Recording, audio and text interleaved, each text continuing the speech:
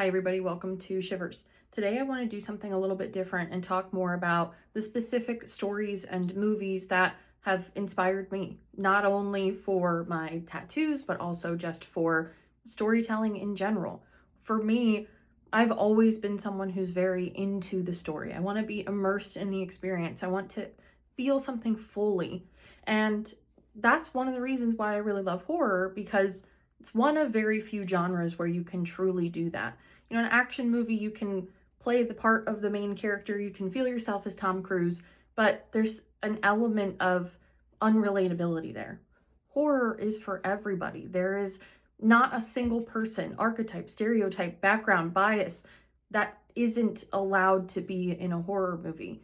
There might be some sweeping narratives that also kind of pull on some of those stereotypes, but regardless, horror has always been said to be one of the very few genres where there really aren't a whole lot of rules.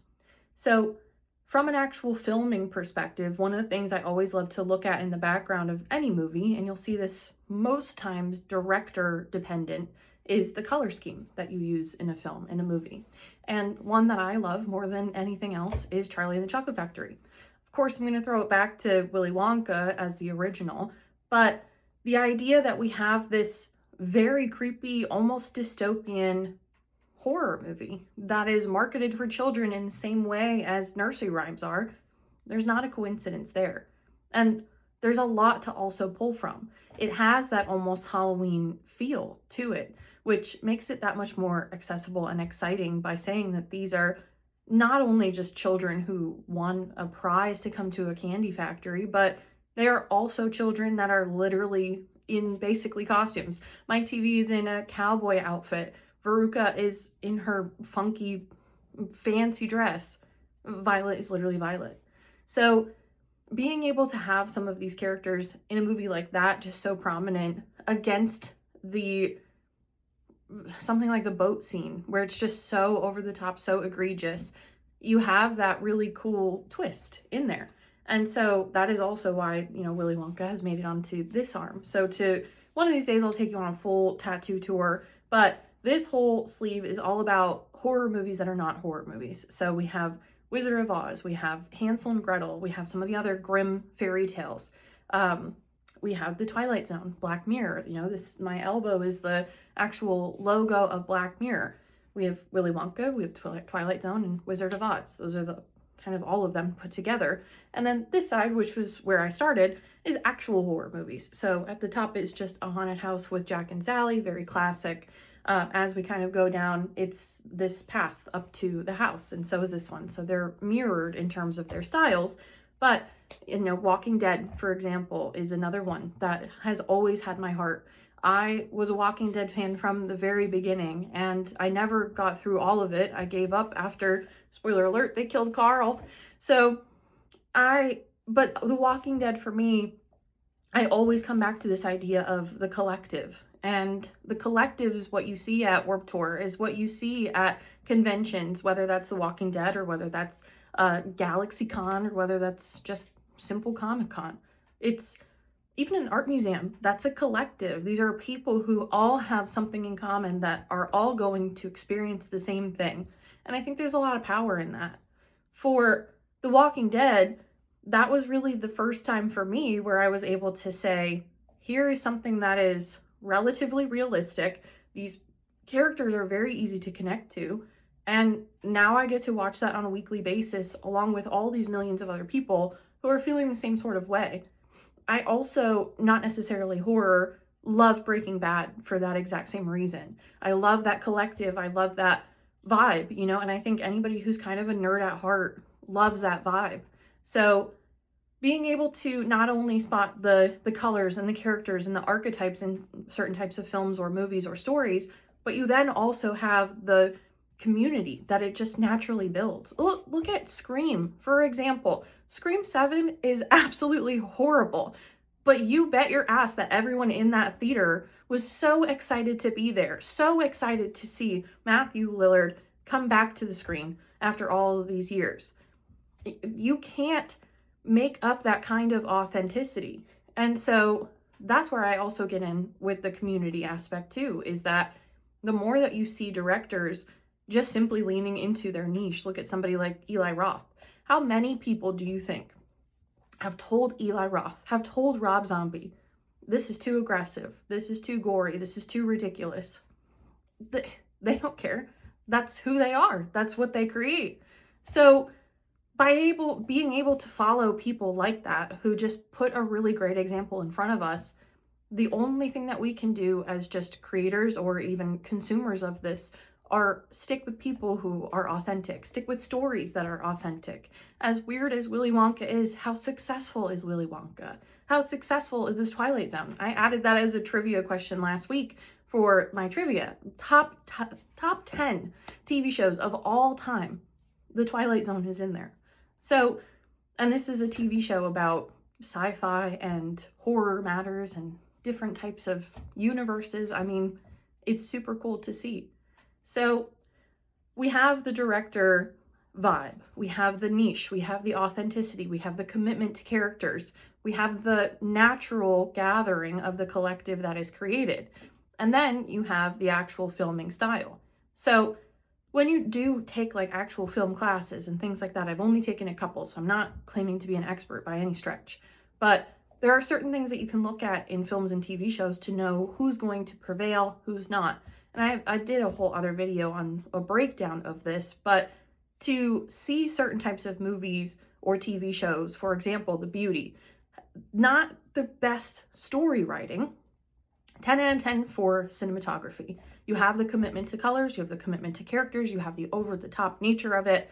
You already are sort of pulling from people who like the substance, which, yes, is a little bit of stealing, but you still have the connection there, especially from people who are following Ryan Murphy from project to project. That's what I'm doing. You know, I didn't necessarily love the substance, but Ryan Murphy made another TV show. I at least got to try it, because you never know what you're going to find with people who really lean into their niche. Look at American Horror Story New York City. That whole season does not nearly get enough credit that it deserves. That part of the ending of that season really inspired Burn Her Down, my book. So, and that's Ryan Murphy leaning into who he is and what he knows. So this is really where, again, from like a consumer perspective and also just a creator perspective, don't do what you can to, what I say is, eat ramen with a spoon. Put yourself in a position, in a situation, in a story, in a Facebook group, in a meetup group, where your opinions and your perception are going to be appreciated. If you are somebody who's a fan of someone like Eli Roth and you love the gore, but everyone tells you shouldn't consume that content and then you don't, you're going to need an outlet somewhere else. So my take on all of this is always just to find your way back to whatever art source you like. For me, it happens to be books and movies.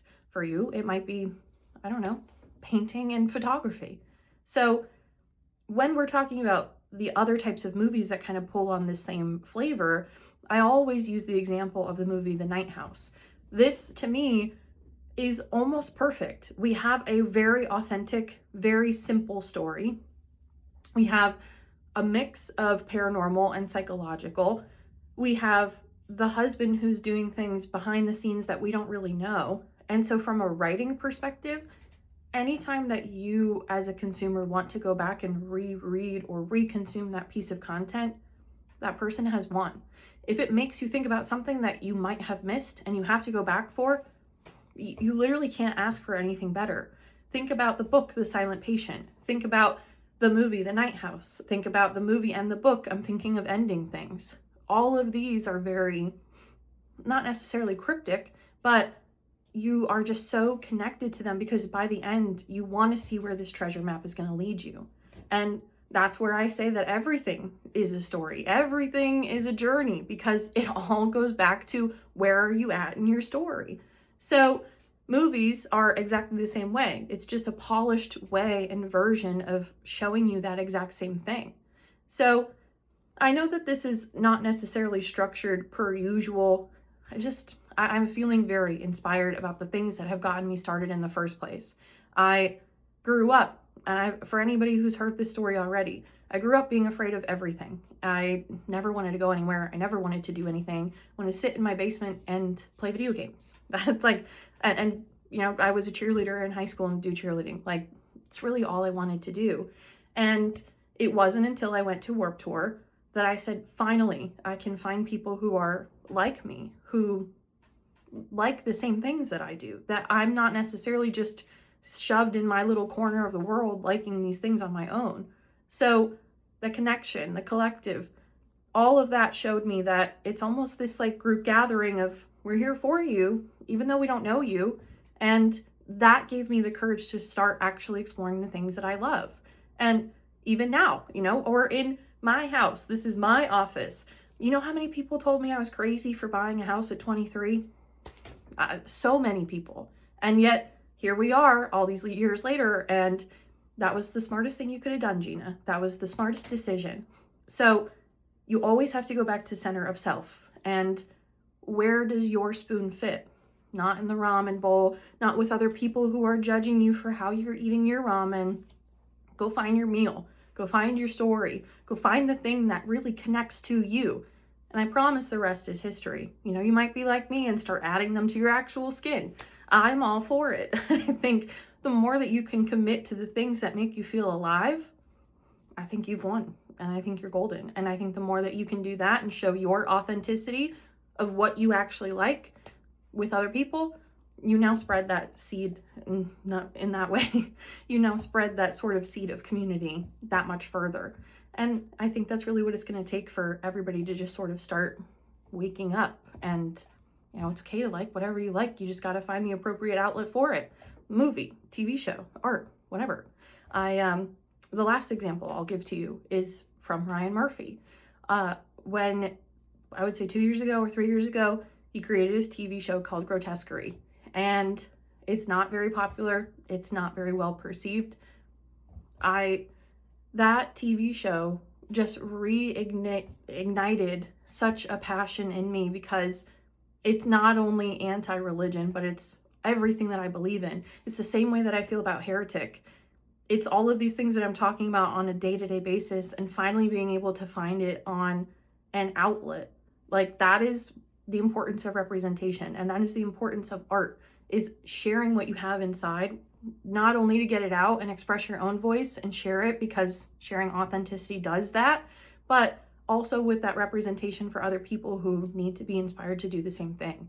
So again, I know this is kind of all over the place, but really hopefully this entire episode is just all about alignment, inspiration, authenticity, and sort of finding whatever outlet, creative outlet you can that's going to match what your story is, and appreciate the art, the cinema, the rules of it, and enjoy and share. So thank you as always for listening, for your support. I don't even know necessarily what to call this episode, but if you've made it this far, thank you. I'm incredibly appreciative.